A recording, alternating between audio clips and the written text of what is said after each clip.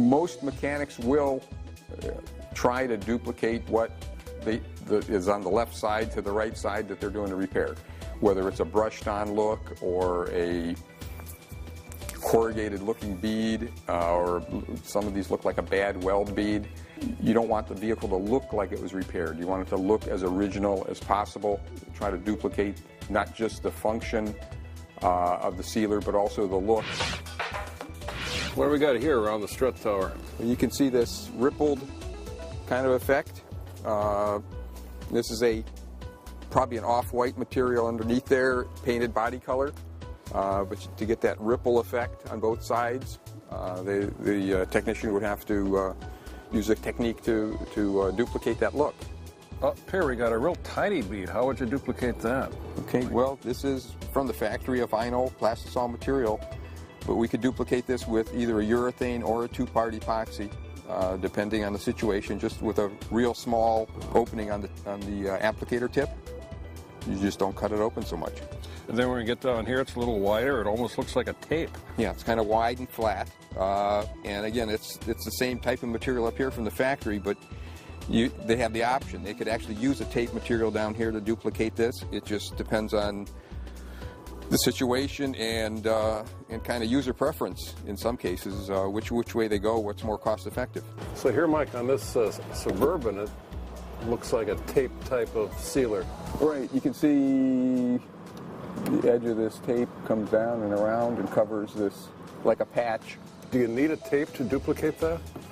No, there's different ways of doing this. You can use actually a liquid sealer or a paste type sealer that you can kind of mask off the area and squeegee it across and get the same look and same performance as a tape without using an actual piece of tape.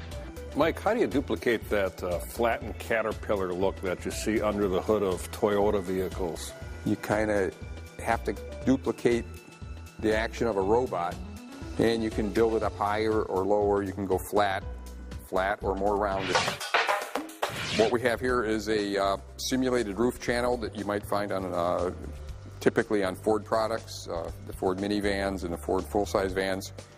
And what we're going to use is a self-leveling two-part product that you apply in here. Just apply it about 3/16 to a 1/4 inch deep. Just fill the channel, the length of the channel. It'll fill side to side all by itself. It will level and fill, and there's no tooling, there's no other work to do. You will generate some air even if you're applying this product properly. Very easy to fix with just a heat gun. If you can see these air bubbles here, just by passing heat gun over, the bubbles are all gone. It will cure in about 12 minutes, and it's ready to paint. You're ready to go. All right, now for a completely different look, you got your sprayable seam sealers. Tell us about those. Okay, spray sealers require special application equipment. You don't want to run crazy high pressures. Both of these guns work great at about 50 to 60 psi. They're rated higher than that, but you can generally get the pattern that you're looking for and the performance at about 50 to 60 pounds.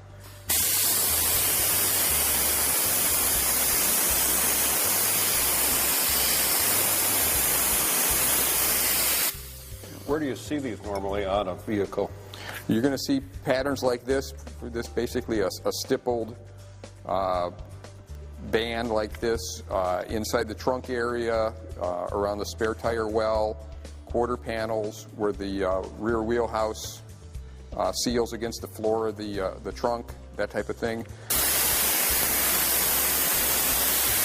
More like a rubber undercoat kind of, and this is something you might see sprayed in the floor of the spare tire well or on the floor of the trunk, that type of thing. It acts as a abrasion protection, a sealer, and in a lot of cases as a sound deadener.